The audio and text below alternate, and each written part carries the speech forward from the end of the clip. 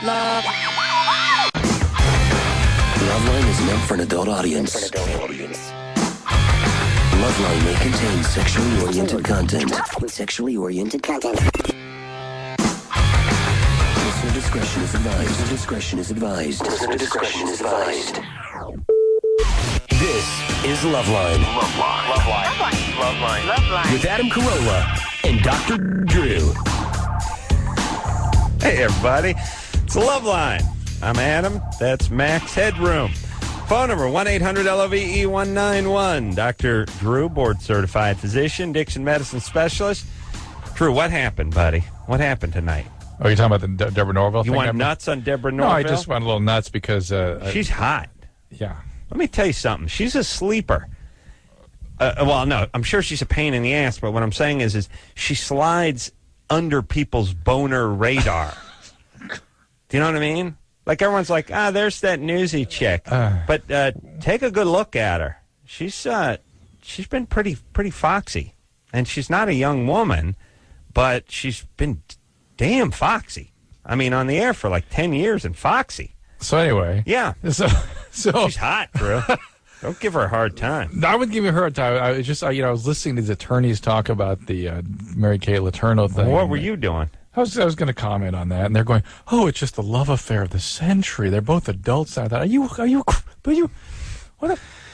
matter with people? Yeah, for those of you who've been living in caves, she was the school teacher that had the affair with the Samoan gangbanger, or at least that's what he looked like to me. That's what he became. 12. No scarier 12-and-a-half-year-old, by the way. That's a 12-and-a-half-year-old look like putting number 2 pencil in your neck. Like, you look at that kid and it's like, what? He's 12-and-a-half. You're supposed to have the mustache and definitely not a Jew, by the way. When we sure? When we start playing, definitely not a Jew when I'm done with my theme music. Yeah. He'll be on that list. Banging your hot school teacher at 12-and-a-half?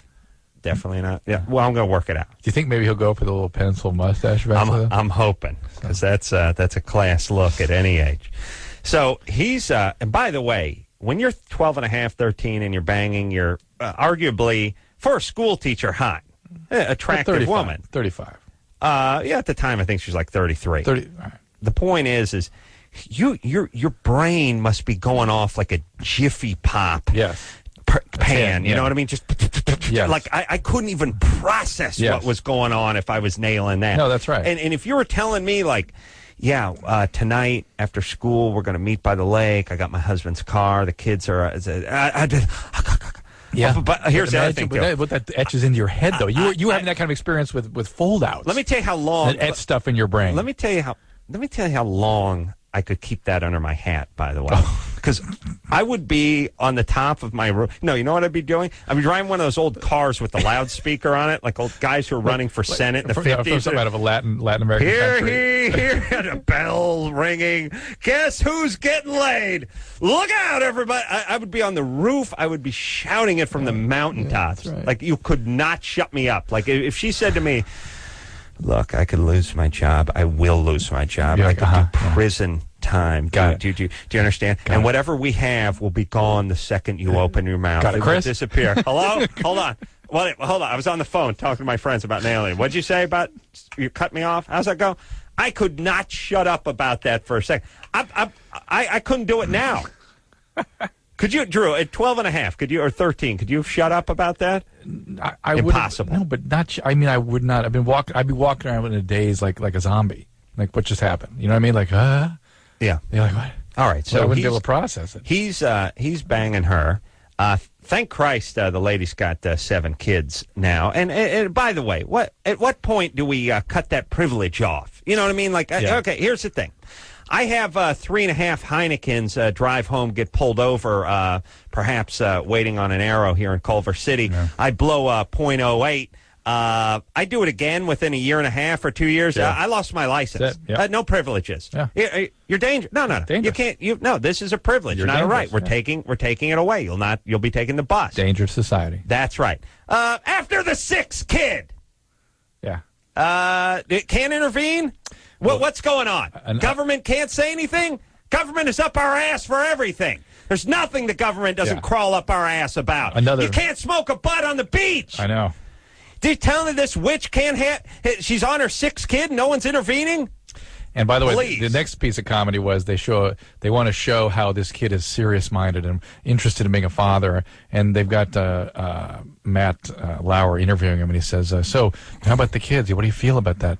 And the kid goes, "Well, you can't really take that away now, but yeah, I love my kids. I want to be a..." Sure. And I thought, hey, you can't take it away. It's like, I don't do it if I could. That's my take on fatherhood. It's a great parent. I don't do it if I could, but yeah, you can't. Now, what are you going to do? Drew, if you had a magic wand, your triplets would be gone, but you make them go away. I thought, and they were using that and really having a discussion about what evidence that was of what a serious-minded father this was. Yeah. I thought, what? What is the matter with people? Anyway. What is it about this society that we're not able to label people idiots and incompetent and unable, or we're too quick to do it? You know what I mean? It's like it's one or the other. It's like I see Jocelyn Elders, the Surgeon General of the United States, suggests people wear a condom. It's like, oh, blah, blah. We got to get her out of there. Yeah. We got to move. Oh no, she's gone. You're gone, sweetie. Yeah. Boom. Yeah, get back in the kitchen, rattle them pots and pans. We're going to strip the epaulets off your crazy outfit. You're back. You're back. I'm going to slap you with the white glove. You've been busted down to short order cook now. Right. But other people can just spit out. Courtney Love can do mounds and mounds and mounds of drugs for years and years and years and years. I mean, should we still get an interview? Oh, you're doing good. Yeah, you're going to stop now? Fantastic. Everybody gets a second chance, and then some people get zero. Well, and everybody has infinite capacity for change. Right. Just ask Dr. Phil, who's being sued, by the way. For Why? that. Because a guy with bipolar who can't will his way out of his illness is saying, hey, this is against the Americans with Disabilities Act. This is not right. You won't let me on your show because I have a mental illness that can't be willed away. He won't let him on a show? No. See, this show only puts mental patients on the show. Of course. We could be sued by sane people for not being represented on this show. All right, let's get to some... All right, let's go. Let's types. break it down. What do you say now? Let's go. Just get a hand you in. and I tonight. Hey, take a knee now. Hey, that helmet, gentlemen? And they use that term loosely. That helmet, not a chair. Not a chair. Take a knee. Grab a knee. Break it down. How did... Here we go. Seth seem last night? Seth Green. Seth seemed good. Yeah, it did seem good. Yeah.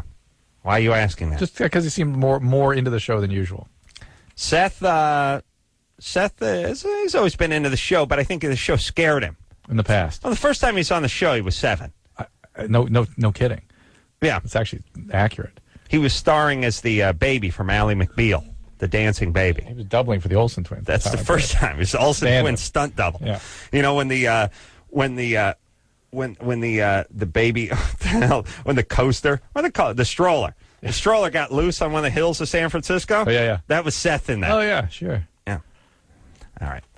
Kelsey? Yeah? You're 14? Oh, Kelsey the chick. Yeah. Kelsey's the guy's name? Kelsey Grammer. Yeah. I played football with a guy named Kelsey. Really? I don't know. There you go. That's a guy and a girl's name, both. But there's more Kelsey dudes than I've only Kelsey known chicks. girls, but you're right. Really? They're boys. All right. Go ahead, Kelsey. Okay, I was in my dad's closet. I was putting clothes away and taking some downstairs to be washed, and I found porn in there. I was just wondering how I should approach him about it and stuff. What kind of porn? They were just like the kind that were in magazines, but like letters and sexual letters and stuff. A lot of it. Letters, like vows. That's your mom's porn. Maybe it was like forum or something. I have no idea. That's What do you mean words. What do you mean letters? No, that means know. it's the mom's. Dear Jack It was in his closet. Yeah, but All right. Well, what are you doing taking his clothes down for? I don't know. They were dirty. You do laundry around the house? Yeah? Don't you think she should be counting her blessings if she didn't find some bizarre something like weird? Yeah, you're lucky you didn't find a hooker's head. That's why I never went in my dad's closet. In your dad's closet? I never went in my dad's closet because I was scared I wouldn't find porn. Right. I didn't want to be horrified. Oh, there's nothing. No porn. It might look on my face. Bunch of sweaters with pads on their elbows. Oh, my God. Pair of platform shoes from the 70s. Pants that lace up in the front and the back. Ugh. Now, Kelsey, so look, he's a person. It's normal. It's unfortunate that it sort of exposed you and sort of popped your bubble about idealizing. You really want him. to... No, you don't want to. I don't even believe her. Well, you don't want to say anything. I think this is bogus. What are you going to do? Swear to God, it's not bogus. You're 14. You're living. You're not part of the. You're not some Taliban wife or something. You live in the United States. You got a computer, right? I listen to you guys. You Yeah. listen to us. So you find a magazine in your dad's closet. You want to know how to confront him. Like about it, 'cause it was sort of awkward. I don't know. No, What where's your does mom? he know you saw it? No. Where's your mom? Sleep. It's 1 in the morning here. Okay, listen. Yeah, but could you talk to her about this? No, don't talk to anybody. But if she had a close relationship. You're going into high school next year, right? Yeah. All right. Listen, children should be seen and not heard. All right, Kelsey, Okay. just quiet down and go to high school and be quiet, would you? Okay. All right. No, Here's but- the thing. Here's what I'm saying, Drew. I don't want to make everyone's problem a problem when it's not a problem. I and I don't completely want to agree with you, address but- it. but- I really wish more people in our position would just go, "Oh, shut up and sit down. Get lost. We got bigger problems." Yes, I agree. We should do that with her, and then say, "Look, it's normal. If you find something that about your parents' sex life, it's gross, but yes, it's thank goodness they have one and they love each other, and there you go. You don't want to think about it, but okay, don't think about it anymore. Go on, move on." My dad didn't have so much as a Sears catalog. He had nothing. Zero. Big, fat, goddamn zero. The only thing that really could have saved my childhood is if my dad had a couple of porn magazines somewhere. Nothing. No. You know why my dad didn't have porn magazines? Because that would have been something. Would have required a pulse. It would have required something. Yes. It would have meant there was something. And there was only nothing. You know what I'm saying? But didn't you, during your dumpster, what'd you guys call it? Dumpster diving? I would go trash picking. Trash picking. Yeah. You must have found stuff. I found porn. Yeah, okay. And that's probably what motivated you to do the trash picking, right? Yeah, a lot of it was going after spent penthouses, and occasionally they had a magazine called We. Oh. Well, I couldn't pronounce it. I think they called it Oi or Owie or Ouie. something. Ouie, Yeah, it was people call OUI. Which is We. we. It was We. It was very international. Is that how the French spell we? Yeah. Oui, oui. Oui. All right, could you figure the we out? Well, you spoke French, right? Yeah. You knew the we. Yeah. Should have clued me in. I was calling it Oi. What was bizarre for me was people kept talking about OE. And I was like, what? What is that? What are they talking about? Yeah, very cool, very international. Used to find that one every once in a while. Then once in a while, you'd find the old nudie papers like the Star and stuff. You could see where there's some like. Listen, here's the thing: when you're beating off to advertisements, that's bad. You know what I mean? Like the picture in the back, the topless chick. You want a nice rub down. How about you with the raft picture at the pool supply store? That must have been embarrassing. Was at the Big Five, I actually, beg your sporting pardon. goods. But Yeah. Taller aisles there, though, right? Wesley, Yeah. you're 14. You're 14. Yeah. What's up? Yeah, I was just wondering if there's any chance of you getting on celebrity boxing. I was going to do that celebrity. Well, they don't do it anymore. On NBC, it said there was going to be a celebrity boxing 2 thing. Oh, really? Oh, really? Yeah. You should do that. I didn't hear They'd about have to that. put you with a real...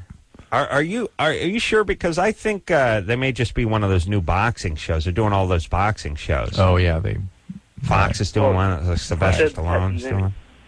Well, it said that, and then it was talking about the next great champ. Yeah. That's a reality different boxing show. show, Yeah, it's yeah. not celebrity boxing. But yeah, they did. They called me once, and they're like, "You got to fight China," and I said, "That's over 1 billion people." And they said, "No, no. They're small. I'd probably take half the country, but I don't think I'd take them all." Take too long. Now you can do a half-hour show. Well, if you're fighting China, imagine if everyone just had one throwing star. Do the math. Over 1 billion throwing stars coming at you. You can't avoid those kind of throwing stars. Right. Then they said, no, China the wrestler, who's a chick. And I said, I'm not going to fight a chick. And they're like, oh, you're scared? I was like, no, I'm not. But it's kind of lose-lose because, if she knocks you out, then the chick knocked you out. And then if you knock her out, you just beat up a chick, Yeah. And they're like, well, she's bad. She's serious. That's the thing about boxing, too. It's like everyone's attitude gets woven into the thing. Yeah. It's like, she's tough. She's badass. She's serious. Yeah. Have you seen she got a tattoo? Yeah. It's like, what the hell's difference does that make? I'll beat her ass. Yeah. And they're like, she's a big gal. Like, okay, she's 5'8", 173. I'm 6'2", 195. So she has a size advantage. She's big for a chick. Never boxed before either. She's never boxed before. I'm like, look, it's a sport. It's one I've done for a long time. Oh, okay, so you're scared. I don't want to. It's a sport. I'm better at it than her, and I don't want to hit a chick and find a guy. Just go find a guy. All right. Joey Buttafuoco whacked her around the ring, and Joey Buttafuoco was like throwing elbows and hitting after the break and hitting after the bell, and it was like you couldn't have the only thing it really couldn't have got. I mean, he literally did everything but drop an elbow on her, hit her with a folding chair after she went down. It was really, it's like sad. Yeah, sad. Anyway, that's my celebrity boxing story. There you go. You want to talk to Brandy? Mm-hmm. Brandy? Yeah. Hold on. Let me say this, too. Well, I'm thinking about these kung fu movies. I got this new movie, Hero, coming out with Jet Li in it. And, there's all this sort of from the makers of Crouching Tiger and Hidden Dragon and all this stuff. Look, here's the thing. You can't run across a pond. You know what I mean? Since when, by the way, was everyone infused with the power to jump up in slow motion, turn a double backflip, and land again? And now it's not only in the cosmic kung fu movies; it's also in Charlie's Angels and stuff, where it's like you shoot at me. We do it in slow motion. I see the ripples of the air as the bullet moves in ultra slow motion toward me. Then moving the same speed the bullet is, although we're both in slow motion, but it's like taking two cars going down a drag strip at 120 miles an hour. You run it in slow motion, they're still both at the same pace. The bullet is going faster than the speed of sound. I'm moving about 11 miles an hour. That's the difference. If you can see the bullet going through the air and the ripples going around, you wouldn't see my heartbeat. That's right. The bullet would strike me in the chest, and my chest would Yeah. explode. I don't get to jump up in slow motion and do a slow spin around it, or push the ambassador's daughter out of the way as the bullet is in the air just because you slow it down. Because we slow down at the same speed. Yes. Yes? Yes. Yes? The infinite wisdom of cinema. If a rocket sled was passing an old guy on one of those Lark things you see at the grocery market, and you slowed it down, would they both be going the same speed? Both be going extra slow. So here's the thing, too. Now, every movie, in every karate movie, people get to run up the wall, do a split, jump in the air, and do these weird triple axles while they jump to the second floor of the building. But then we're supposed to believe if the sword hits him, it can cut him. And if the guy punches him in the face, it'll knock him down. But which is it? See, that's the whole thing. You guys are doing hand combat, but yet I can jump to the top of a 3-story building doing somersaults in the air. Oh, so I don't go for that. Drew? Don't go.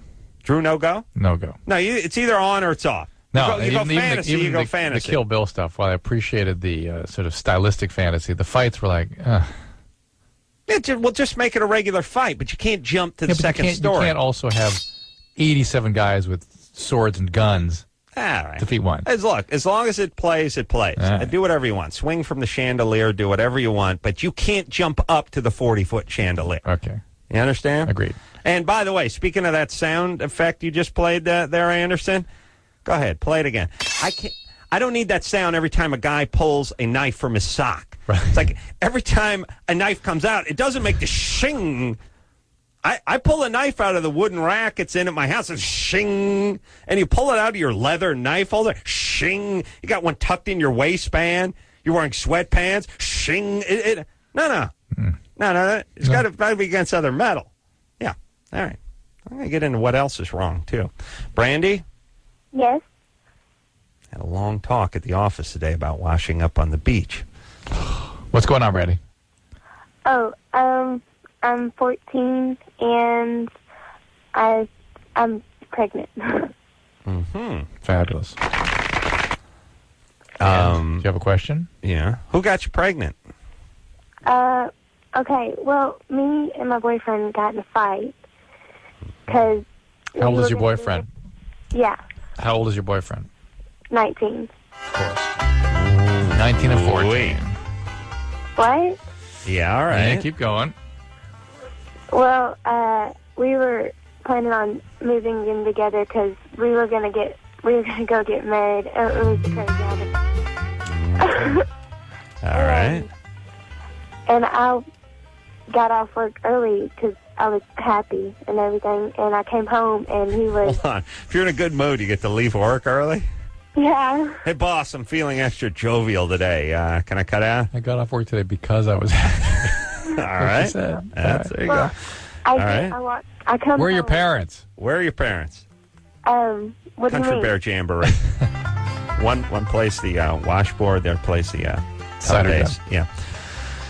All right, Brandy. All right, let's cut to chase. He got you pregnant, and now what? What do you want to do? No.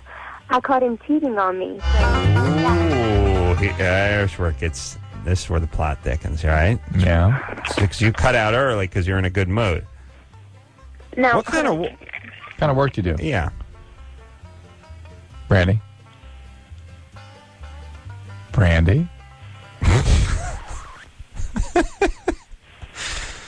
Brandy. She's uttered something and then disappeared. Brandy? Yes. Oh, there we Oh, are. she's back. Okay, baby. Where'd you go, by the way? Is in my room. Just a second. Oh, okay. Got to get him out of there. Okay. Yeah. All right. Just pick up some of the.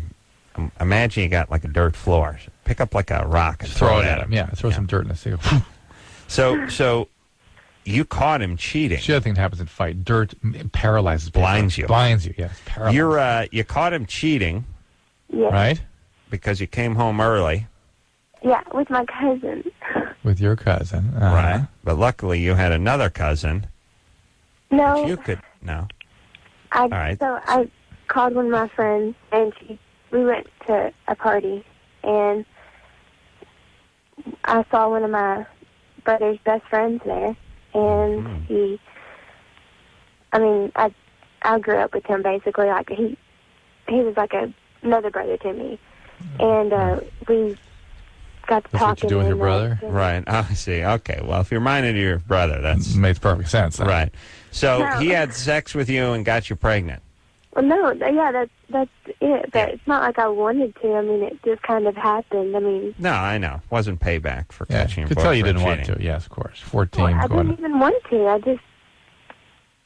I don't know. He was drunk, and so I don't know. Okay, listen. He was drunk. Where are your parents? He was drunk. I didn't. By the way, when you're making excuses about saying like I didn't know what I was doing, I didn't want to do this, you're the one who's supposed to be drunk, not him. Right.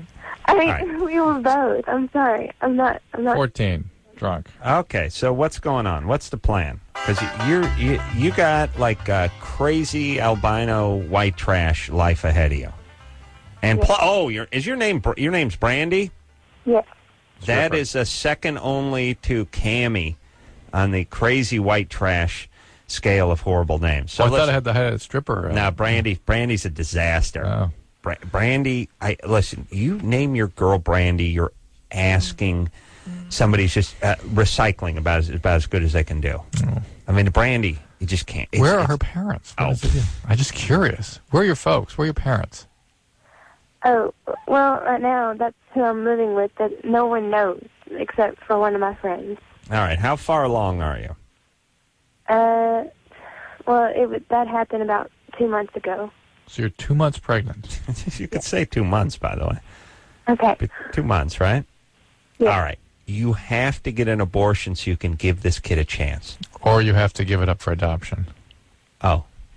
Yeah, okay. That's the other option. Yeah, I'm thinking, but the kid's still going to have a better life if they have the abortion than if it gets what raised you by mean. the McCoys or the Hatfields. Yeah. I don't know which one you are. Brandy, could you talk to your parents about this?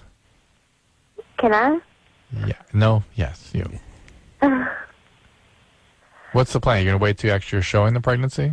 All right, how about you get an abortion? How about that? Well, that's almost too late, too. Almost, but not if you act quickly. How about that, Brandy? Well, my friend got one, and she said she hasn't stopped thinking about it since she's done that. That's true. There's a lot of consequences. It's been a whole 5 weeks. Yes, that's tough. It's tough. But don't worry. Your friend, she'll hatch out 9 kids, and she'll forget about it by kid number 6. Brandy, how about you go to Planned Parenthood? Or, as they have in Arkansas, Planned Possumhood. It's just a little twist. It's manned by possums. Actually, my parents are very wealthy, and I can... They're very wealthy? Yeah, okay. very wealthy. All right. That's the whole thing, though. In Arkansas, a house is like $3,500. So if you're bringing down 20, you're very wealthy. You're doing well. It's all right, whatever. She got a family anyway. Brandy. What is wrong with her? Why is she getting this stuff? Listen, something horrible happened here. Can you stop acting out? You're 14. You're getting drunk. You're sleeping with guys. It's vengeance sex. You got a 19-year-old boyfriend. You're pregnant. Come on, get it together, sweetie. And you can take charge of your life right now.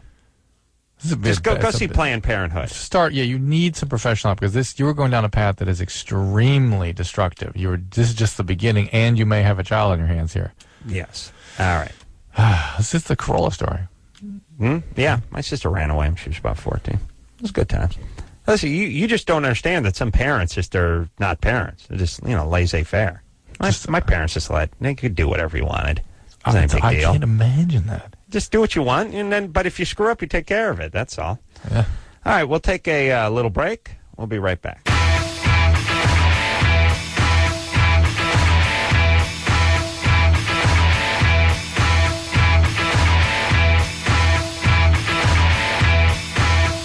Hey, everybody, it's Loveline. I'm Adam. That's Dr. Drew over there. Phone number 1-800-LOVE-191. I want to give a shout-out for a new season of Crank Yankers on Comedy Central this year. Yeah, Bertram's got a good call coming up this Tuesday. Crank Yanker. Actually be on tonight if you hear the show on a delay. That's why I say it tonight. Tuesday's Comedy Central. What's up there, buddy? You ready to rock? Yes, do. Let's get it on. Let's break it down. Let's get it on. Hey, Chris, you ready to get it on? Let's get it on, buddy. It's very exciting. All right. Here we go. All right. Kelly? Yes? I was thinking Chris responds like a crowd would sound, except for he's only one guy. Yeah. Right! Am I right? When do we want it? And who do we want? But he's just one guy. Chris, you ready to get it on, buddy? Okay. That was Anderson. That's good. Fast-fingered Anderson, yeah. Seriously, ready to get it on?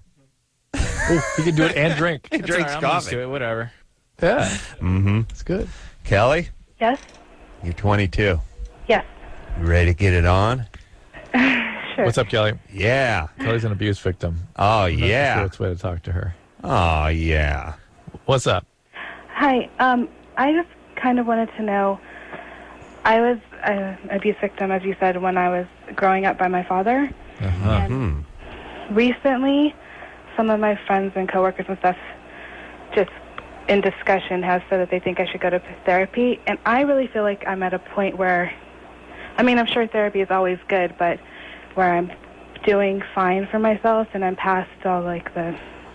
Why do you think your coworkers would have brought that up if there weren't some They're evidence? jealous. Yeah. They're petty and jealous. You know people are, Drew. They want what you have. They wish they were molested. Well, no. I'm sure it's because they want what's best for me and they're trying to... That, or are they seeing things that leads them to believe you'd be benefited from therapy? Well, why would they say that? By the way, what kind of place do you work at? A veterinarian hospital? Oh, so you're working closely with people. Yeah. Are they noticing your mood lability, your sort of easy Well, I cheerfulness? think I've worked there for 4 years, and I'm pretty close with most of the people there. Yeah. All right. And last year tight-knit. is when I confronted him, so... Your dad? Yeah. How'd that go? Well, at first, he was really apologetic and admitted to most everything in front of my mom and my sister. Oh. And then once it became that my uncles and the rest of my family were going to fall out, he did a complete 180 back to I was a liar and a bitch. And oh, my God. so I was basically, okay, yeah, I gave you an opportunity. You screwed it, so I don't need to talk to you anymore.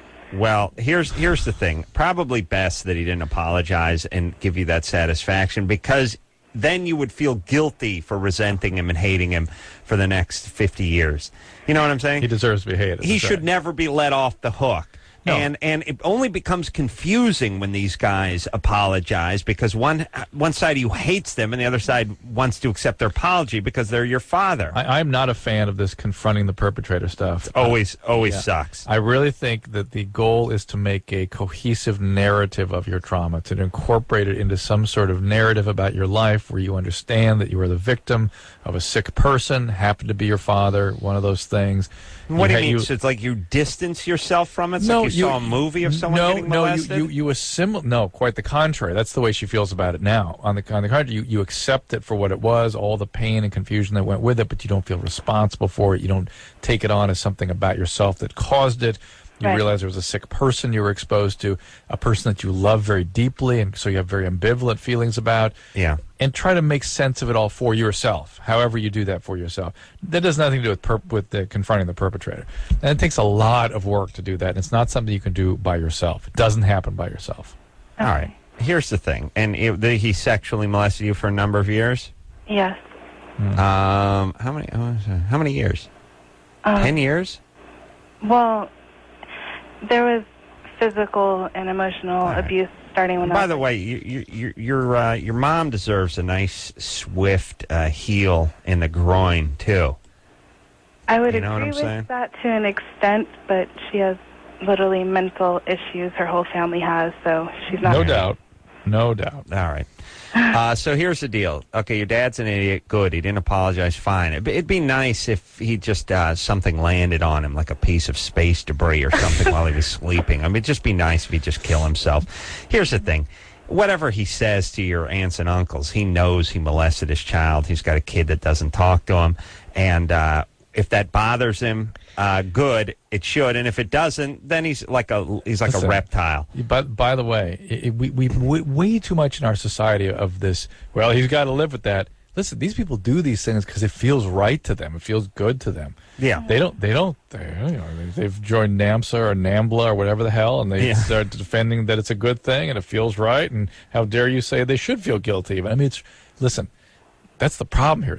Other people don't exist to them very often. Well, that's why I suggest they put a shotgun in their mouth or somebody just puts a bullet in their head. I have zero problem with that, by the way, cosmically. But Kelly, do you have a question about this? Well, basically I wanted to know, which I think you already answered, if no matter what you need therapy, because Yeah. You need therapy. Yeah. It's a shattering experience. Absolutely. All right. Now, you work at the for the vet? Uh-huh. How much for the spade and the neuter? Dog or a cat? Dog. How much does it weigh? 50 pounds. 60 pounds. A spay would probably be like 280, and a neuter would be like 200, 250. Now, I'm an AGVA, Drew. That's the... Animal Abuse Society? No. It's like, they have... It's basically an association for circus performers. Oh, yeah, really? Pretty good medical care. What do you do in the circus? Plate spinner. Plate spinner. Oh, that's good. Yeah. Yeah. Well, it's all stage people. I thought it was Mr. Elastic Scrotum. I thought you did some crazy stuff. Oh, I do Mr. Elastic Scrotum. Yeah. That's right. I forgot about that. Yeah, puppetry of the scrotum. That's right. The point is I entertain on stage. Of course. It's for clowns and people like that. Of course. I just want to know so the insurance will cover it. Yeah. All right. You have to euthanize any dogs or cats recently? Yeah. I mean, it's part of the job. Yeah. That's a bummer. People crying Yeah. over their old dogs and stuff. Yeah. All right. You should... I'm not sure. And then what do they do with it? They incinerate the animals? Send the stuff back. Drew, in ashes? Drew, you had to put your cat down recently, right? I'm so incensed with veterinarians. I've had such moderately... Well, they wanted $80 for something. No, it's not just that. Cat was fine. I mean, the cat was a young cat. It had actually just been a lower paw sprain, and Drew said put him down. I don't like the non-thinking stuff. Don't use your brain. What do you mean? I had to say things like, the cat comes in short of breath, and it's, I think there's fluid in the lungs. Okay, what are the possibilities? Well, cancer, kidney failure, liver failure, heart failure, right? Can't you work on a cat, Drew? Evidently, I could because I knew exactly what was going you're on. a person. It's like like someone who works on a space It's a shuttle little different. can't fix a golf cart. It's a little different. But anyway, so they go. He goes, well, I can't tell you what's going on here. Could be a lot of things like a treat. And I go, first of all, how long? What's the life expectancy of this cat? 14 years. How old is this cat? 15. Okay. Well, how do they know let's start how from old the that. cat is? He looks at the chart. Looks at the chart. Yeah. Oh, I've had him for that long. Yeah. Wow. All right. Yeah, 15. Yeah, and I was like, he's we wanna running keep on the fumes. cat comfortable. Keep him comfortable. Got to put a needle in his chest. Puts the needle in his chest. Now the cat's going crazy uncomfortable, short of breath, gasping for air. And I said, hey, give him a pneumothorax. Well, where'd the air come from? Oh, true. Dropping the pneumothorax. You nicked his lung. Yeah. With the needle. And then did you yell at him, like throw him on the wall, and you tell him, stop playing God, man. Did you do that? I said, now the cat's not comfortable. I'm not happy. So you put the cat down. Yeah. How much you put the cat down? I don't know. You should ask Kelly. Shouldn't there be a kit where you can put your own cat down? Yeah, it's a little weird. Put him down. It's a slippery slope, Adam. What's to stop them from using the kit on babies and? Oh, I see. You still put your dog down. Wildlife. I mean, seriously, do you got to spend like $150 to have your cat put down? Couldn't you just run over it? Just back over it. Cat's napping half the time in the driveway anyway. All you got to do is not swerve one of these days, and the cat's gone. All right, here's what I'm saying. All right, just look. You put a little rat poison in some of that Friskies, and dig a little shoebox. It's all taken care of. That's good times. And that way, That's old country. the job was done correctly. That's all I'm saying. Tony, Yes. you're 24. Yes, I am.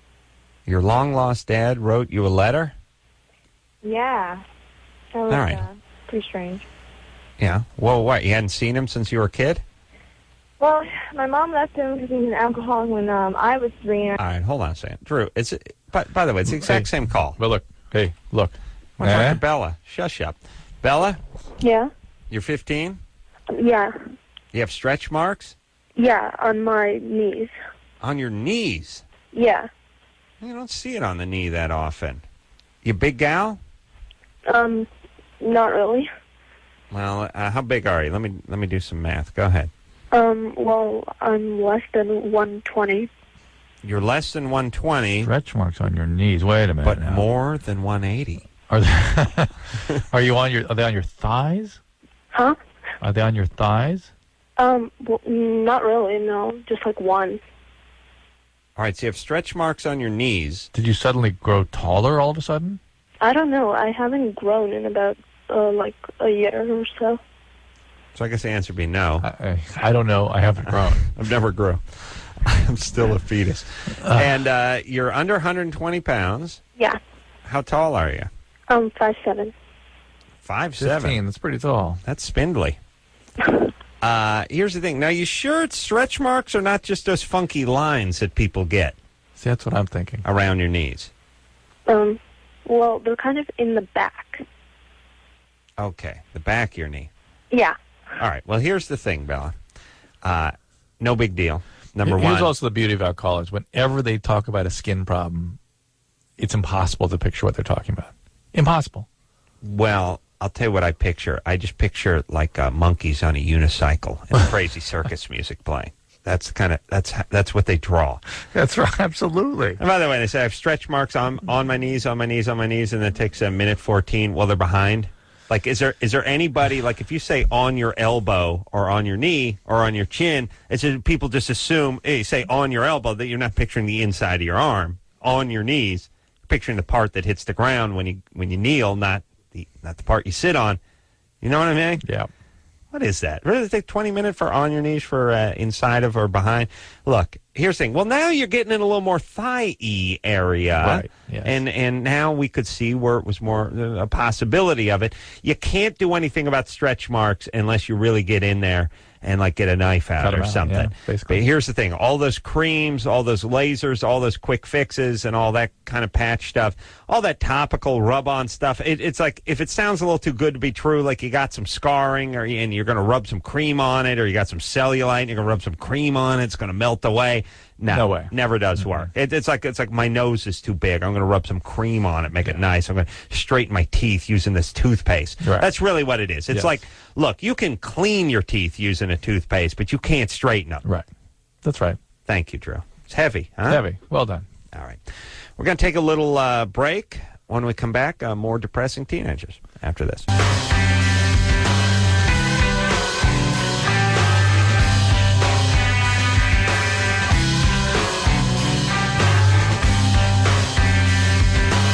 Hey, yo, Loveline. I'm Adam. That's Dr. Drew. Phone number 1-800-LOVE-191. All right. You ready to rock? Let's go. Let's, Water's closer freaks out. Huh? Tony, again? Want to finish the dad thing? Well, Cutter lives with grandparents. Oh, here you go. Up in line 1, Adam. There you go. Oh, boob implants. Yeah. Heather, Yeah. you're 15. Yeah. What's up? Well, I haven't grown in the last 3 years because I've been smoking for 3 years. And so I'm kind of debating on if I should or shouldn't get implants by the time I'm... Hold on. You haven't grown. You mean stature-wise? Height-wise? Well, my boobs basically haven't grown, and neither has my height. Why do you associate your breast growth with cigarettes? Well, because it stunts your growth. Like, because my friend, she's 21, she started smoking young, too, and they haven't grown for, like, 7 years. These are like superstitious natives. Right. And by the way, you believe all this crap that Rob Reiner and the rest of his tard buddies feed everyone. Cigarette smoking ain't good for you, but here's the deal. Champion boxers used to smoke non-filtered cigarettes like, hey, it's Sugar Ray Robinson for Lucky Strikes. Athletes would smoke. Everyone smoked all the time. Everywhere. And then you die at 58. But not at 4'10". Not at 4'10". No. You get to whatever size you would have been with or without the cigarettes, and so does your chest, and that's about it. The only way I could even associate the cigarette with breast size is it might diminish your appetite, and if you're very, very thin, that might diminish your breast growth. But that's it. Yeah, that's it. And how much do you smoke, by the way? Probably 8 cigarettes a day. Oh, well, that's it. I mean, if you're smoking a third of a pack, 8 cigarettes a day stopped your breast growth? Well, I don't know. All right, listen. Okay. By the way, it's okay for you to believe that if it discourages you from smoking. It's a good thing to stop smoking, don't Right. get me wrong, but that's not why your breasts are small. Right. Your breasts are small because you got dealt an A-cup hand in life. And by the way, you're 15. You've got 4 more years of growth ahead. Yeah. Yeah. All right. So you want to get implants. And what are you, an A-cup now? Yeah. Okay. Basically. Yeah, do you have a boyfriend? No. Never have had one. Well, you're 15. That's probably a good thing. Yes. And what's the big problem? I mean, there's probably plenty of girls in your class that are modestly chested. And by the way, I scream this over and over on this show, although I like the big knockers myself. No one else I know seems to. It's not a big deal for guys. Maybe guys secretly do, but don't make such a show of it. Maybe they have a little bit less. Could be it. A little more modesty of most of your friends. Most guys like a nice ass, nice face, nice set eyes. It's all. I'll tell you where boob comes. Boob comes for most guys on their list. For most guys, it's the face, it's the eyes, it's the ass, it's the legs, it's the general sort of symmetry of the whatever. It's all the thing. And boobs use about 5th or 6th. Well, Hair's above boobs most of the time. I don't like it, but that's the way it is. Well, everyone, like, at my school, all the guys are like, She lives at the beach. Since they're so young, they're all like, "Oh, boobs," so. Yeah, that's what they do. They talk a good story, but the reality is they're not hardcore. And the girls that have boobs, by the way, they're concerned that that's all the boys talk to them. That's the only reason they pay any attention to them. All right, so you can stop smoking. That's a good thing. Okay, number one. And you can evaluate yourself in about 3-4 years from now. See if the boobs did grow. Hey, whenever I see a lot of these big boob videos, and there was... Yeah, no kidding. Is that what you watch? Yeah. Oh, really? I'm shocked. That's my thing. I don't know if I told you about that. It's not for the air. Let's not talk about it on the air. Here's the point. Might be embarrassing. Every chick with a big boobs video. Every chick with a big set of cans, it's always the same story. It's like, I was flat chested in the 10th grade, and then all of a sudden, It's always the same story. It's. I don't know why. If you have big cans, you have to spin that same yarn. It's the same thing as if you're a supermodel. Same thing. The supermodel. I was a tomboy. I was gangly. I couldn't get a date to the prom. Really? Elle McPherson could not. You could not. Couldn't get a date. Claudia Schiffer. Really? What happened? You burned by acid and had reconstructive surgery at 19, just after graduation, or listen. First off, you're 23 now. Right. How much change could there have been? How big a cow were you at 17? Oh, let's see. You're half-inch shorter. Your hair was a shade lighter. I think I could have done the math. I would have humped you. I would have banged the bejesus out of you when I was in high school. Happily. We would have never something even got interesting to in the that, prom. isn't there? That the reality is that somebody like that wouldn't want a date from 99% of the guys that are interested in them. Yes, but the point is the big boob chicks have to tell you the story about how flat chested. Well, Heather they will were. include in her story how she called a radio show. She was so upset about it. Yeah. And kapow. A lot of boobs make the move around 15 or 16 with a lot of chicks. So give it some time. And then secondly, and then don't worry about it. Yeah. And then you find a guy that that must be tough. Got to be crazy living by the beach. Well, she's calling from Costa Mesa. Yeah, it's got the word Costa right in it. Yeah. All right. Let's taking a break. Oh, we're taking a break. Yeah, living by the beach. Here's the thing: if you got a dumpy chick, you got to move inland. You go to Riverside where she can be appreciated. Do you know what I'm saying? Move out to like El Toro. Well, no, that's too. You got too close to the beach. I was thinking Edwards Air Force Base out in like Mojave. Oh, there you go. Move out to Mojave. Then guys can really appreciate something. They see anything that moves, they're into. All right, let's take a little break, Drew. What do you say? Hey, good. We'll be right back after this.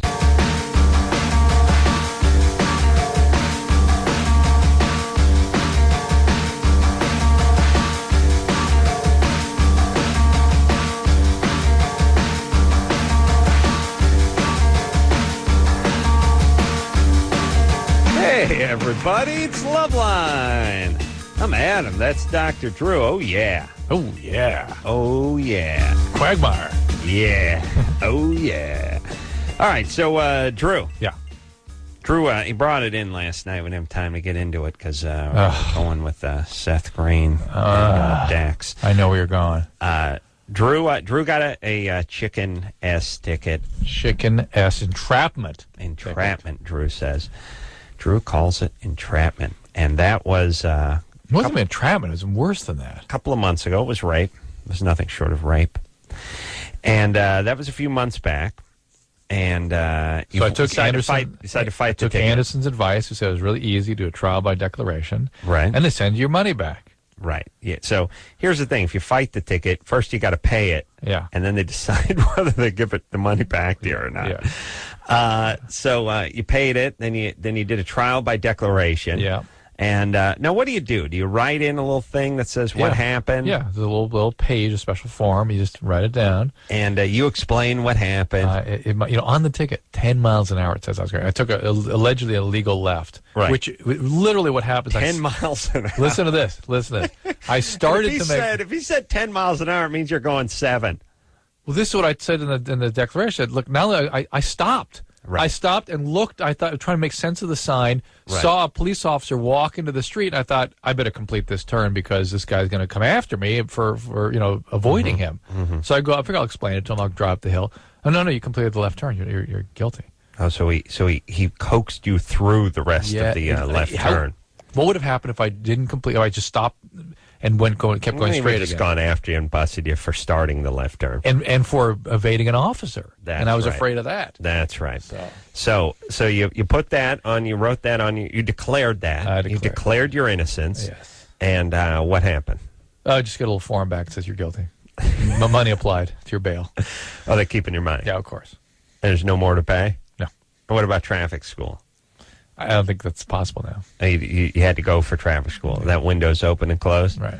All right. Well, they reviewed it carefully. Oh, I could tell. It looked like someone was stamping things as they just poured through pages and stuff. We need more ink for the guilty stamp. Yeah. All right. So, it's so ridiculous. Well, listen, in this time of need, Drew, we don't have enough men. We're shorthanded. Two guys sitting up there. We're shorthanded. You've been on that street. We don't have enough cops. We just don't have enough of them. Let me explain why we don't have enough of them. Because they're parked up the hill giving tickets to people who pay tons in taxes in $80,000 cars, giving out chicken-ass tickets. That's why we don't have enough cops. Well, we got plenty of cops. They just ain't where they should be. They're out reading the back of their eyelids, napping up on some street, waiting for some old-timer to roll through a four-way. They ain't out in South Central busting heads. We got plenty of cops. They're just not doing anything. That's the thing. That's what they don't tell you about. It's always, we don't got enough. We just don't, not enough. I don't have enough. Always seems to be plenty. I see him parked up the street. I see him, Drew, getting a ticket every other day. I seem to find Drew. Drew, I swear, if I didn't know, I would think you had your own cop. Follow do you me have around. your own cop? I'm beginning to think I do. Yeah. They're two guys. Can we, does anyone, by the way, does anyone ever address this? Like, does anyone ever say, like, how about somebody says, look, we got a situation, we got a terror situation here. This is essentially wartime. Tell you what we're going to do. All the guys selling the dime bags at the park, the guys getting the handies from the transvestites, you guys rolling through the four-way stop signs. Enjoy. It's a good day. You guys get a couple of years to do your thing. We're going to focus on the ports. We're going to focus on dirty bombs. We're going to focus on the airport. We're going to focus on terrorism here for a little bit. No, don't get me wrong. You put a knife in somebody at an ATM, you're going downtown. But other than that, we're going to ease up on the guys that are doing 57 miles an hour on the freeway. On the chicken ass. Yeah, we're going to lighten up on the chicken ass, and we're going to go ahead and focus on, shockingly, what you'd like us to focus on. Is there an American, by the way, that would have a problem with this? You know what I mean? Don't all we want the cops to do is sort of bust bad guys? Isn't that all they should do? Is that all they should be doing? Is just going after bad guys? And look, you could be a bad guy, yeah, if you're driving drunk and erratically, if you're going on, excessive display of exhibition of speed or something like that. Yeah, like if you had your car in a drift in second gear, smoke coming out of the tires, clip some old lady's dog, and then fishtailed around the corner, by all means, that's dangerous. A confused Dr. Drew going about as fast as the wind would push his car in neutral. Yeah, we got to get him off. He's got to, now you know what? You got to be punished. Drew, have you learned your lesson? What's your lesson? Move? Here's the lesson you learn. It's, I got to get the hell out of this chicken-ass town. That's what it says. Yeah, like, what? Really? Here's the lesson I learned. We got too many cops. That's what it feels like to me. Oh, we don't have enough. We don't have enough. There's two of you sitting up there handing out nothing. You guys get busy. Do it. Oh, by the way, do you guys ever watch any cop shows? There's 90 cop shows on TV. You ever see them handing out a chicken-ass ticket to a doctor? It doesn't happen. You want to know why? Ain't exciting. Ain't good. Ain't real. Chicken-ass. Come on. Bring down some perps, would you? Fire your guns. Take some gangbangers down. You ever see that? You ever see that in a cop movie? All the time. Oh, whole episode of NYPD Blues about a doctor, podiatrist. Whole hour dedicated to him going 11 miles an hour. He's a madman. Getting a confused man through because the through sign, a time-limited left turn. The sign clearly said no left turn on weekdays from 4 to 7, and it's 4:18, and he's going 10 miles an hour. I could see him making a 2-hour episode out of this, Drew. You got it.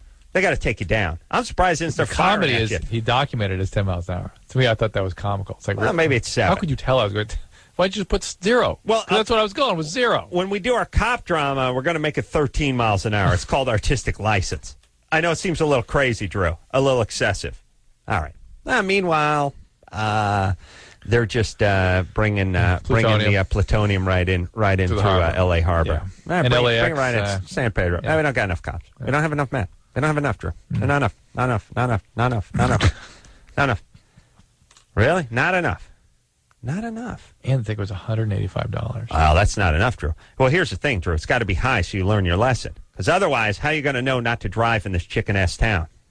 It's really what it is. It's so convenient. And every 3 years, they just double the price. Like they do. All in favor of doubling the price of a speeding ticket. Yeah, it was $90. Let's make it $180. Here, okay. And by the way, I was really get kind of outraged. What is the matter with the judge? I mean, really, that's okay with him that I was entrapped? And Stop. That's okay? Yeah, nobody looks at it. That's what it looks like to me. Didn't read the damn thing. All right. Well, listen. If you all got with me, get my civil... Where's my piece of paper? I want to see what the judge's name is. We're going to talk about it. Go ahead, Drew. Where is it? I don't see it. What the hell do I know? I don't have your paper. Oh, damn it. Chris may have eaten it. Oh. He said he was peckish during the break. And? Kevin Ross. Kevin Ross. What kind of name is that for a judge? Judicial officer. Ah, yeah. It's not even a judge. Oh, it's a 19-year-old. Yeah, let me tell you how his policy is. He pops a zit. Whatever side the pus lands on is what he goes with, innocent or guilty. And yours must see guilty. It's got a little blood on it. I see guilty. Yeah, that's a 19-year-old. That's a junior college student is deciding your fate there, Drew. They're gonna wrap up real judges.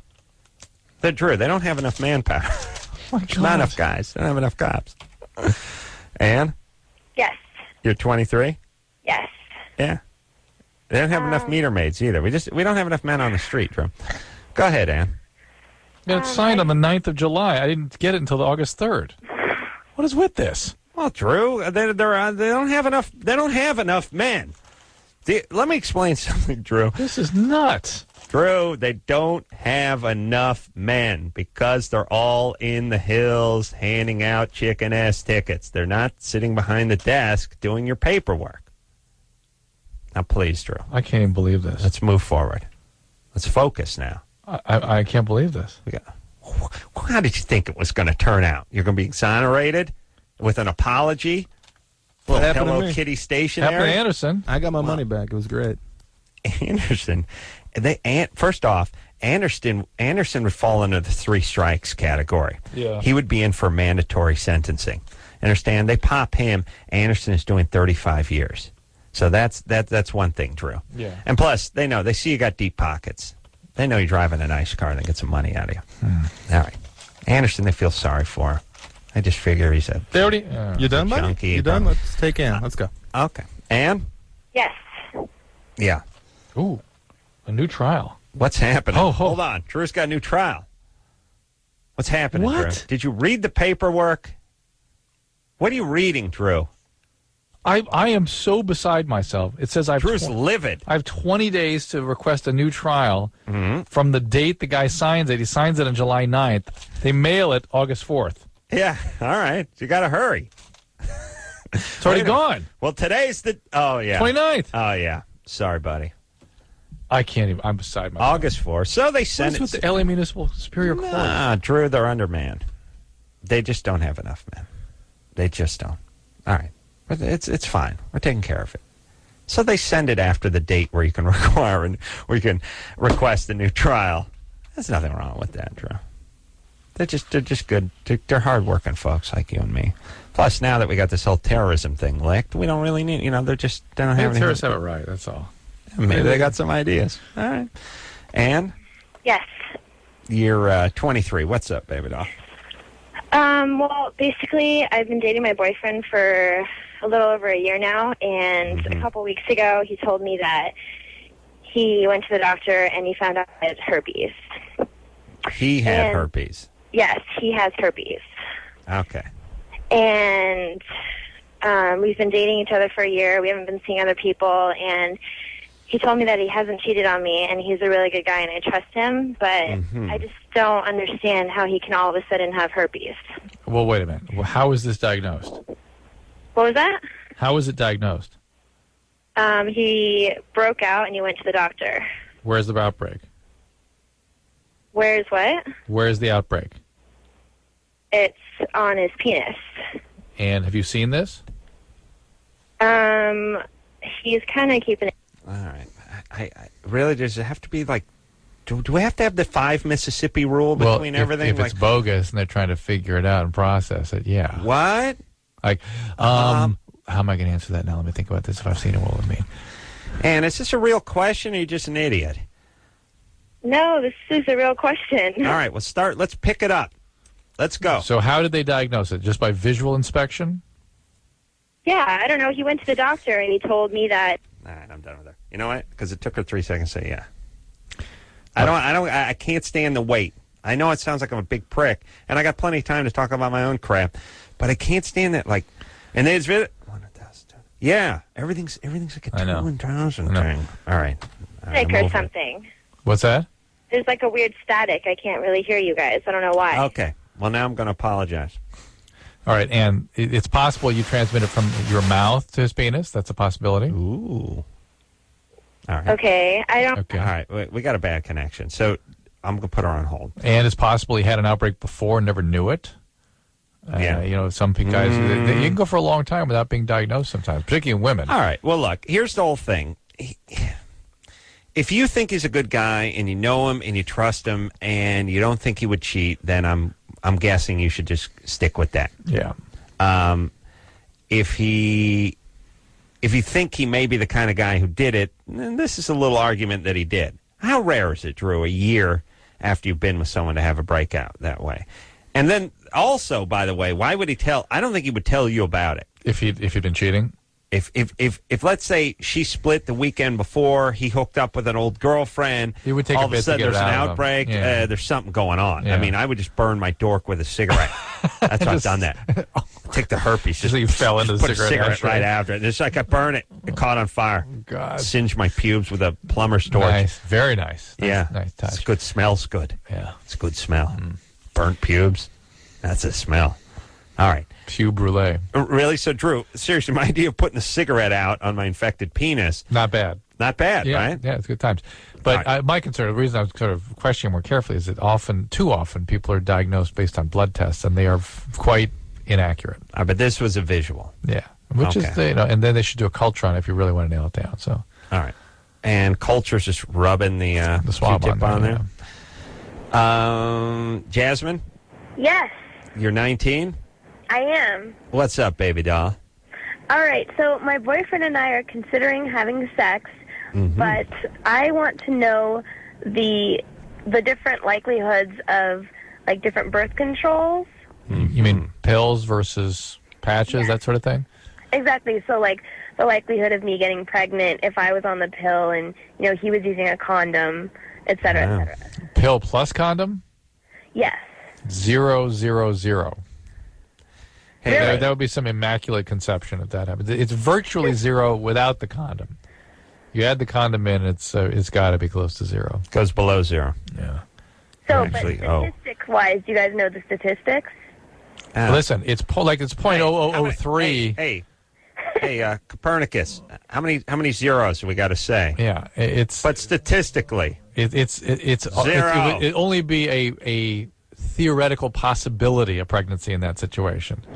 yeah. And so it'd virtually be the same as just fooling around and just having oral sex, like pretty much same statistics. No, less. Frankly, less because in Virtually this. because you can And by the way, why even make a sexual activity? Why don't you say virtually the same as making a gingerbread house? there you go, gingerbread. Because as soon as semen goes out, it could show up somewhere. You're on the pill. You're on the pill. There's nothing better to protect yourself than some form of hormonal contraception. All right, Jasmine, what's wrong with you? What's up? Why are you so paranoid? I'm just basically scared of getting pregnant. Well, we But I would understand love to that. have sex. You would. But if you're ready to take that responsibility, you take the 1 in a million chance, and you're taking that 1 in a million chance, or what is it, 1 in 100,000 chance, down to 0 with the condom, and there you go. Do you, you're virgin? Yes. You are, and it's just, but you're horny. Yes? Well, and the reason you haven't had sex this whole time is because of this, or? Well, yeah, and I made a promise to myself that I wouldn't have sex until I was married. But that's kind of changed now. Now I'm just wondering, the likelihood with pregnancy and everything. Right. It's really very safe. Don't worry about it. No, It's you done. take your pills properly. Listen, if you get pregnant, you send the kid to Drew. He'll raise the kid. All Can I right? have your word on that, Drew? Yes, he will. In a good quasi-Christian environment. I'm taking him to Dalai Lama. It's the next Dalai Lama. The Dalai Lama will raise the kid. And, have a guy in an orange sheet and wire-framed glasses and Hirachis raise your kid. By the way, let me just word to all the religious nutcakes out there. Get a halfway decent outfit before you come a knocking.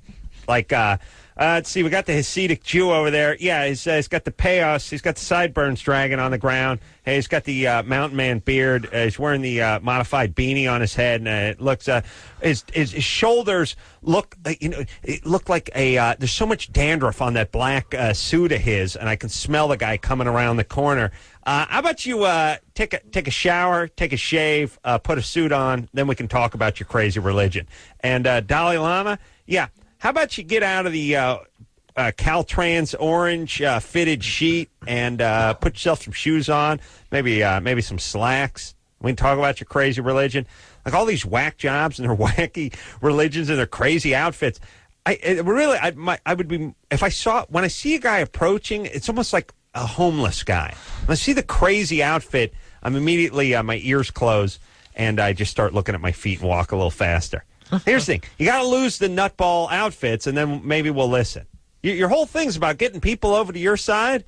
Stop with the crazy outfits. And by the way, this extends to the televangelists. Benny Hinn, he's going to cure people. He has a part that starts in Fort Lauderdale and ends in Nebraska. Like his hair, he has a comb over that actually is lower than it starts. The part is beneath his ear. You understand? It's down around his jaw. It's halfway up his neck. The thing comes around. He wears like a Nehru jacket, and it looks like he wears mascara. Oh. And he's got that sort of cream tan that's where he's orange. What are you selling? I'm buying. You look insane. No one just if a guy just dressed sanely, I'd be much more apt to listen. Yeah? Yeah. He's wearing, white alligator shoes with the 4-inch tassels and the Italian wafer leather on the bottom. Crazy outfits. Crazy people with crazy outfits. The outfit's a giveaway. It's what we call a tell. We know you're nuts because you look like a homeless person with a sheet. He's bald with the crazy orange sheet and the sandals, framed glasses. All right, just there. The Taliban guy, all you guys with the crazy sheets and the things.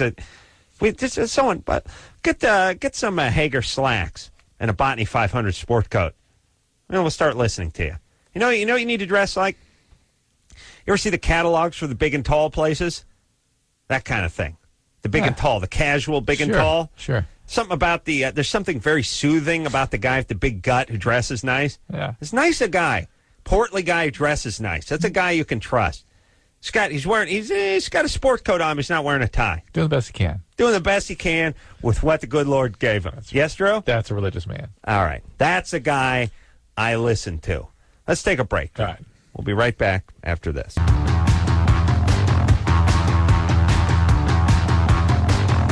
Hey, everybody. Loveline. I'm Adam. That's Dr. Drew. We're all talked out because when we were taking a tinkle, Drew was got up on his high horse talking about religion and Aristotle and Socrates. Drew was really passionate. We got going, huh? Passionate man.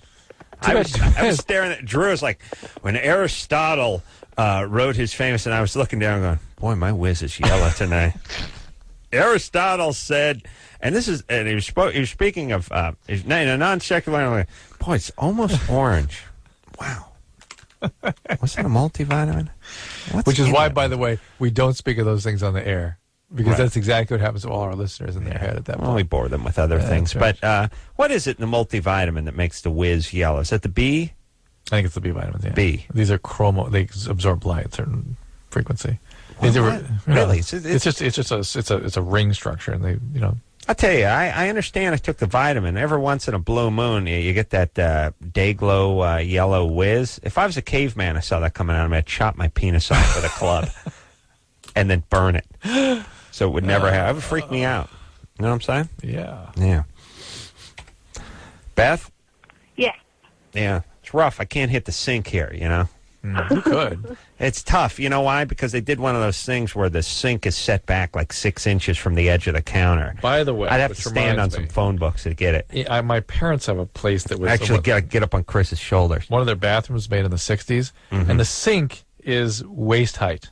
Mm-hmm. You have to get water, you have to bend over almost down to the ankles. That's a good whizzing sink. And the shower at your neck. Yeah, people were shorter back then. What? I don't know.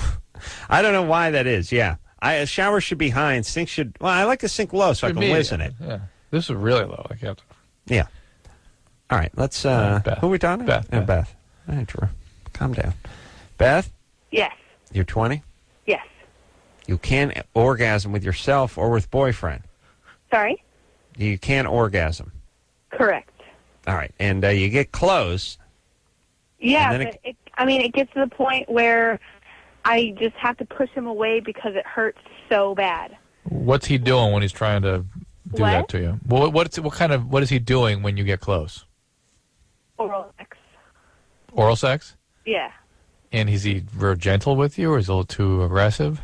It's both. I mean, we've been trying a lot of different ways, but it all comes to the same thing. It's like I get close, and then it's just too much, and I have to.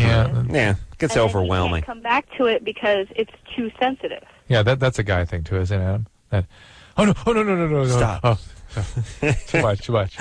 Well, you can't get back to it 10 minutes later? Well, it takes like a good at least 5 minutes. To settle down. And then by that time, I have to start all over, and then it happens all over again. Okay. I just wonder if he's doing the right thing, as it were. You got to believe a seasoned veteran like yourself, a velvety-tongued veteran like you could produce some better results. But we'll never know. Because she's right in that age when she should be having orgasmic function. She's got a stable relationship. There's no reason do you have any trauma around your sexuality, Beth? No. All right. Okay. You like your boyfriend. She likes her. Like she's 20. So this one I blame on him. Also, a lot of 20-year-olds just don't have the big O.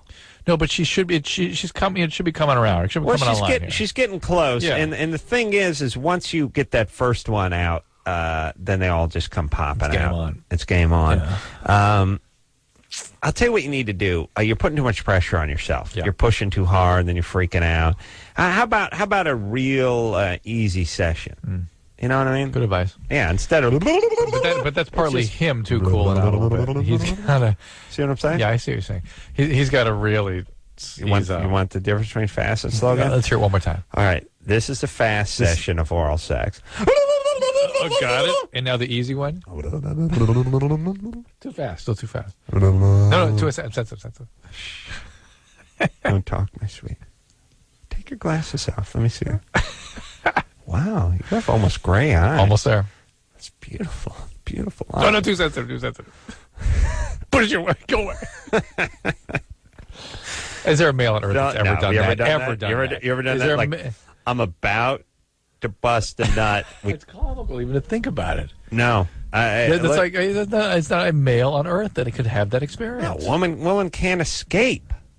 I mean, if a woman actually, like, if you were 15 seconds away from orgasming and her head popped off and blood just started squirting out, you'd be like, I gotta hurry. Now that means hurry. 1 second. Gotta finish. Blood. We just gotta finish. Right? It just busted, like a major artery just blew. Or just how about you're getting close and they try to move away. It's getting too sensitive. No, you'd be like some sort of like cougar, a cougar. I was going to say like a rabbit trying to get away from a cougar that is pounced on. No, a big paw comes out and slides him right back in. Impossible. Drew, is it? You're cougar-like passionate in your zest for lust. Yes, your zest for lust. All right, I got to stop reading those Harlequin romances. Wow, Stella. Hi. Yeah. Once Drew gets one of them big patty paws into you, that's it. He ain't done until he's got a belly full of you. Go ahead, Stella. Okay, about a year ago, I decided to change my life. I've been a drug user for about 5-6 years now. Mm-hmm. And since you were 12. 13. Wow. And I've done a lot of crystal and stuff, so I decided to change and tell my parents and everything. Good. Mm-hmm. And so a day before I was going to leave and everything, I was trying to find my boyfriend to say bye, again. Mm-hmm. And it turns out he killed himself, whatever. Your I went to rehab anyways, but I just stayed there 21 days. Well, hold on. Your boyfriend killed himself. Yes. while he was your boyfriend, or you broken up? When's the last time you saw him before he killed himself? Excuse me? Had you seen him every day? I was seeing him he lives 2 houses away. Wow. Was he a drug addict too? Yes. Was it an accidental death? I don't know. I don't know. All right. Well, drug addicts die. Kill yourself. You do it on purpose. Maybe an overdose sometime. Anyway, so you went to rehab and? I didn't finish it, and now everything's oh God, I don't know what to do anymore. Go back to treatment. Get to a meeting. Get calls to get a sponsor or call your old sponsor. Get going again. It's really hard because my parents they support me and everything, but at the same time they're really lazy, you know. Well, they support. What do you want them to do? Go into rehab for you? Yeah, you've got to do it yourself. Unfortunately, they support you. Yeah. That's pretty good. Yeah. All right, just go. So call your sponsor. You have a sponsor? No, I don't. How come you didn't have a sponsor in the first place? I wasn't there that much, I guess. I don't know. So you didn't do anything in treatment, right? I started it, but I didn't finish it. It was too big. But you didn't do anything. You didn't do a first anything. step. You didn't get a sponsor. You didn't do anything, right? You got to get involved in your own treatment. Yeah, go to NA, raise your hand as a newcomer, tell them you need a sponsor, and just start going. Could you do that? It's really hard. Now everything changed. I don't care anymore. I want to go back in it, but I want to quit. But I don't know what the fuck. Sorry. He's dropping the F-bomb on the air. And casually, Listen, too. I understand that you're confused and ambivalent. Go to an NA meeting, raise your hand as a newcomer. And if you can't do that, go back to treatment. There's nothing your parents can do. You got to do it for yourself. I saw a whole special on Dateline. I watch all those news magazines, 2020 and Dateline, I've got and 60 Minutes, I've got 60 Minutes 2, and I watch all that stuff. What do you got? I got one coming on. What is it? No, I do. We filmed it last summer on. Never heard of it. Treating a couple of opiate addicts. It really came out good. Really? Yeah. When's that? That thing. Yeah, it still hasn't aired yet. Jesus, you were in you were still sixth grade. Yeah. All right. Well, listen. I'm not here to talk about you. Nightline. Nightline. Was that, no. Dateline. What's the ABC one? I don't know. All right. Anyway. Listen. 2020. Downtown. 2020. 2020. There's a sort of downtown show. Yeah. All right. When's this thing coming out? I'll tell you. I'll let you know when I get a date. All right. Well, quiet until then. Okay. Here's what I want to say. Yeah. I was watching a Dateline, and they had these poor these families they talked to. Kids killed themselves. Very. Apparently, a little bit of an epidemic. These college students just killing themselves, sort of spontaneously. Not years of depression. You know what I hear immediately. Now, I know what you hear, but here's what I hear. Well, first off, wait a minute. That's what I hear. Yeah, it's good. Let a little fart go. Yeah, Chris likes a little fart. Don't talk. Okay, here's the thing. Hold on. Nothing. Yeah. I got nothing. Yeah. Okay, here's the deal. They do the whole thing, and it makes a story. They're bright kids. Their parents love them. They're going off to college. The parents are visiting. There's pictures of them on, Parent Day, and they're visiting, and popular and good-looking. And both the kids that they profiled were good-looking. They were young. One had, a hot girlfriend. The whole thing, fraternity, this and that, nice guy. Pow. Fails a class or gets close to failing or something and just kills himself sort of spontaneously. And then, so I was watching it and I was thinking, well, please, they were depressed for years and stuff like that. And I thought to myself, well, here's the thing. My mom was depressed. She locked herself in a room for 15 years. She never killed herself. Right. And people do that. Like, where were the warning signs? We blame ourselves. Where are the warning signs? If that were true, like I said, I should have been on the phone with the suicide hotline every 10 minutes my entire childhood. Right. Somehow, oftentimes, this is just depressed people. They're just depressed. They don't kill themselves. So the whole warning sign thing is kind of weird. And I feel horrible for these families because they're like, we should have known. We should have done something. Meanwhile, they had Mexico vacations planned with the one kid that didn't show up. It's like I was watching. I get mad at my parents. I watch NASCAR. I get mad at my dad. I watch anything. I watch the test pattern with the Indian. It makes me angry. But the thing is they're going, what could we have done? We should have known. We were supposed to meet her in Puerto Vallarta for her spring break vacation. She didn't show. And I was thinking, how can you blame yourself? I mean, yeah, there are things maybe you could have done. But the kid was off at college. The kid, you're paying for everything. The kid was going on a vacation with you. I mean, if this is the way it went, my sister should have killed herself like 30 times. Right. Like from age 11 to maybe If there were things you could have 21. done. Yeah. Or if there are things you did to get them to kill themselves, like I wasn't there enough or whatever. Is there a certain percentage of society, by the way, that just is going to kill themselves? And I don't know how to answer that. Okay, how about the whole people and when you're 18 or 19, you will do stupid things quickly. Yes. You will have a couple of beers and think it's a good idea to jump off the roof into the swimming pool. The key.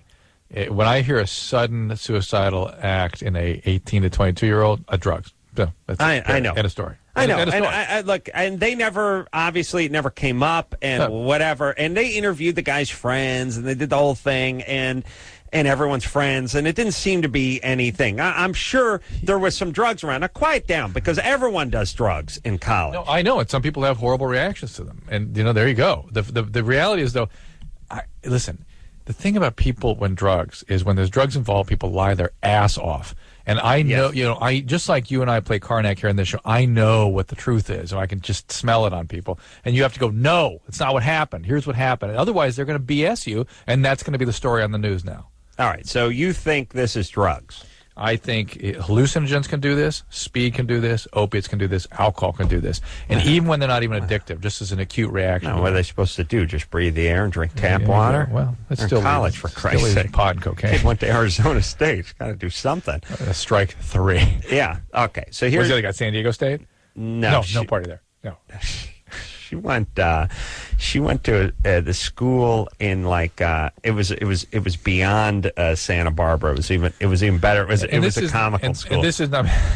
No, I just mean it was UC Morro Bay. Right. Like I mean literally. Yeah. I was like, oh my God, there's a school at the it's in Hearst Castle.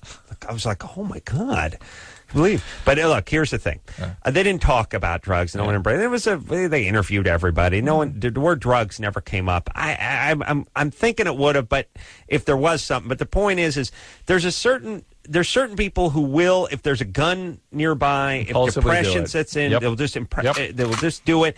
And the whole why, and why didn't we see the warning signs? We didn't see the warning signs. There weren't any. Because there weren't any warning signs. Right. And by the way, if everyone who said, I'm having a rough day or I'm pissed off or I'm staying in tonight, you guys go on them, you'd be on the phone all day long. Yeah. There are warning signs, but very few people actually manifest them. That's why some people, when they're depressed, are very dangerous. Yeah. There are people that we take care of for depression, and we say to ourselves, this one's dangerous because this one will not warn us. He'll just do it. Right. That's nothing you can do about that. Well, let's take a break. Drew, Yep. I'm going to need you to kill yourself during the break just because I'm trying to prove a point. I need to give you some warning signs first. Okay. I'm giving away my stuff. I should have known. My keys. I should have known. And here's my guilty paperwork. Well, that got it started. We'll take a... now I'm going to kill myself. We're going to take a quick break. We'll be right back.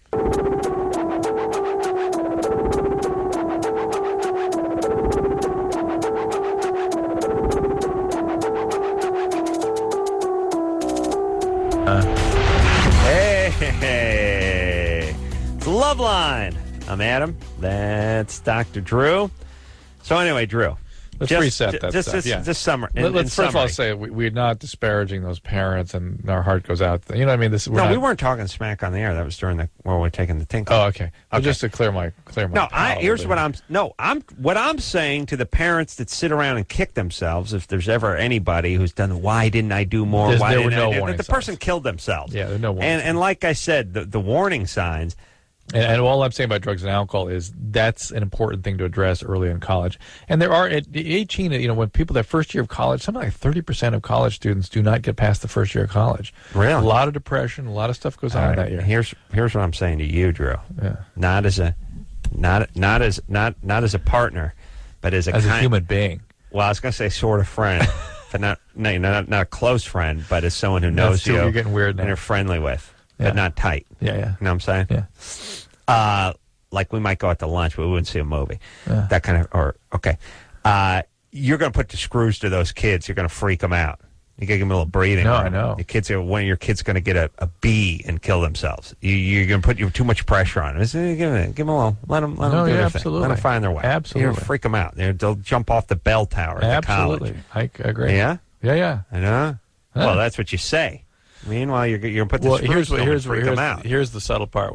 I'm always telling them, hey, just take it easy. Just can we help you? I know, but you're cracking the whip with the other hand. That's what internally I wonder if they I'm so intense already when they take that on. So let them find their way. They'll go to a good college. They'll be fine. You're right. Gomez? Yeah, I'm here. Yeah, but it's hard to hear it. You need to increase my volume, but hold on.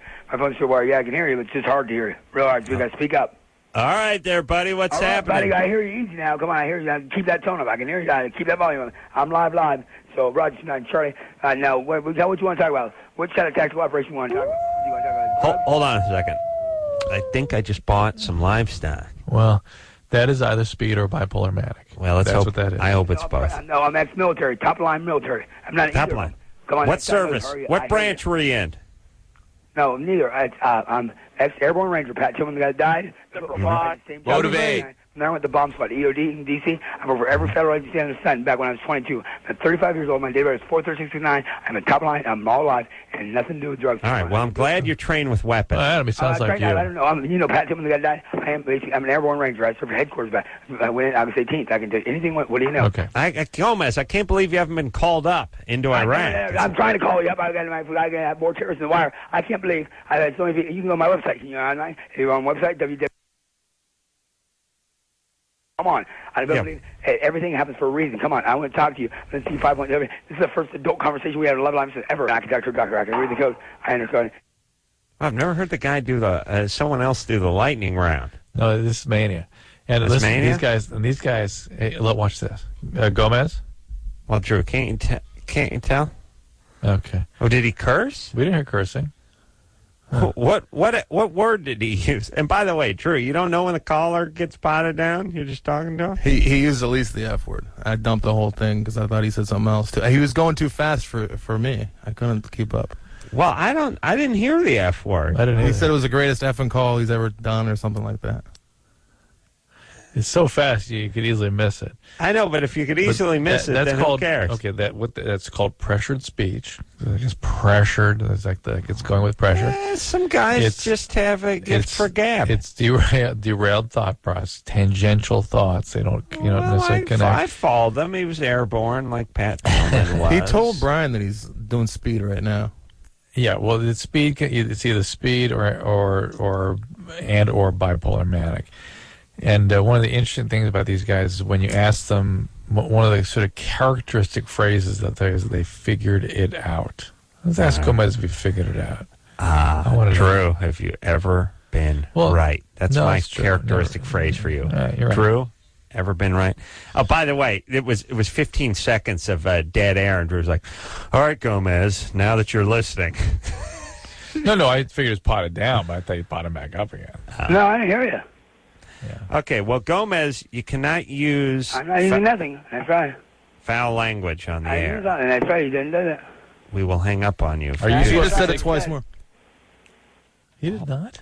No, I'm just saying that because you can't understand a word the man's saying. Oh, okay. Anderson, please let him just amble on. Gomez? Yeah, I hear you, but I barely heard what you said. Gomez, are you supposed to be taking some medication? No, I'm not. If you need to go slower, I can go slower. Thank you. Comment about the last customer not being able to talk fast enough, so I'm not my fault that I don't know how fast your audio is. Have you sort of figured things out, Gomez? Well, no, I just figured out by listening to you talking in the background that it's hard for you to understand how fast I talk. That's because I don't know what everybody else is.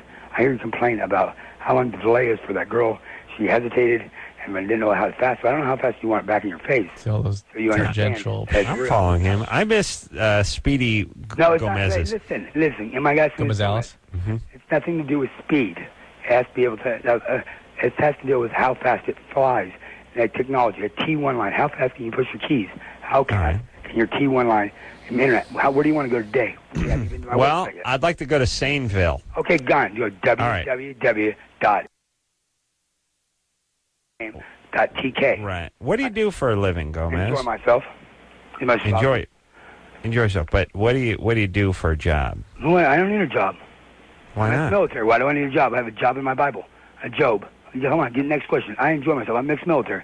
What do I need to work for? So are you disabled? Have I got the VA and got my seal? Nah. Well, when you're in the military, you get paid like $800 a month for nothing, and I 4 was years. The top line. I worked in D.C. during the Gulf War. I was the top. I worked for every federal agency in the sun. All right, but no, don't it's you? not about what. It's what can I do. Once you work for everybody, and during Gulf War, I was Gulf War. Pat Tillman, the Arizona football player, Cardinal. You've not brought him up before. That's Yeah, interesting. but he turned out $3.4 million. He should have kept his day job. See, in Latin, it's sua sponte. Right. Ranger is Right. of your own accord. You don't do it Sometimes for they play night games. because you but- do it. The reason I Okay. say it so quickly. Hey Gomez, where do you live? Where do I live? Where? I can't hear you. You just asked. You just I asked. can't You hear repeated the You have to question. Speak up when you want to interject. Where do I live? Where do you live? Where I am? I don't know. Weekly rental. It's like $220 for this terrible place. It's run by and people that some of it, Weekly rental. And where do you get the but- money? Where do you get the money for the weekly rental? Minimum wage actually is nothing. Minimum wage you can pay your rental, but I don't need. I get money. Money you can go. America's a throwaway society. Do you work? America? No, 16 cans of aluminum get you $1.10, and I have something like that in California, correct? What's a pound of aluminum go for in California? So Well, you collect true. 10. I focus on the 2-liter bottles. Go. Come on, go think, guys. Sopranos, waste management. If I'm a recycler, I recycle. I'm a recycler. I'm environmental. All right, that's good. All right. Collect cans. Everywhere. Oh, yeah. All right, There's no collect one can- cans. Hey, come on, back to Drew's ticket. I have more officers respond to me, and I'm saying where terrorists are, where chop shops are, and where drugs are. And see, your doctor out there is doing 7 miles an hour in a no zone. Well, how are the terrorists going to strike next? Oh, well, how would I do it if I was going to do it? Well, if I was going to be Bin Laden, what I would have done if Hold Bin on a Laden. second. I'm guessing Gomez would take a shopping cart and load it full of fertilizer and recyclables, and just ram it into a flop house. That'd be it. Because you got to go for what you know. How would you do it, Gomez? I don't know. See, now this is an NSA policy. I don't know how much you want to give away. I can tell you for reals if I was this. But I don't know. Now it's a question. What is it? Why is that the cornerstone of crazy, which is I got information. I know it's delusional. I could tell you about this. Meanwhile, I'm sleeping on an army cot in my shoes, by the way, every night. But I got information the government needs. Great. Why is that? Is it the equivalent, Drew, to the people that are into reincarnation and they were nobility? The last one, they're never. It's always It's a little closer to I'm Napoleon. Yeah, when you go crazy, you always trade up. You always go crazy up. Grandiosity is always a grandiose component. Yeah. All right, Gomez. Sorry, buddy. We got to take a break. Hang on, though. We're going to give you a shout out and say bye to you after this.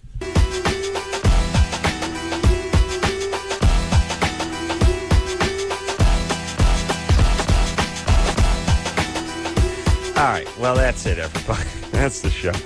No, All see, right. they disconnected from us. Oh. We wanted to talk to I Gomez want to say again. bye to Gomez. Yeah, somebody disconnected us. I want to say bye. No, we No, can't. we Somebody can't. I disconnected. tried to do it. I tried to do it No, with now we telepathy. I'll I try I to- hear you. All There it right, is. all right, Gomez. I hear you. Here, buddy. Today, August Listen. 10th or 11th? It's now the 11th. Now listen, stay on your meds. No, come on. You talk about 11th. Let me speak for the 11th. This is Godspeed. AHA. I'm reading the 11th. It says removing the ground glass.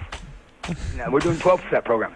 Good. All right, Do the 13th 12 step is us getting off the air. Go. All right, stay in that 12 step and remove that brown glass and pot him down. Thank you.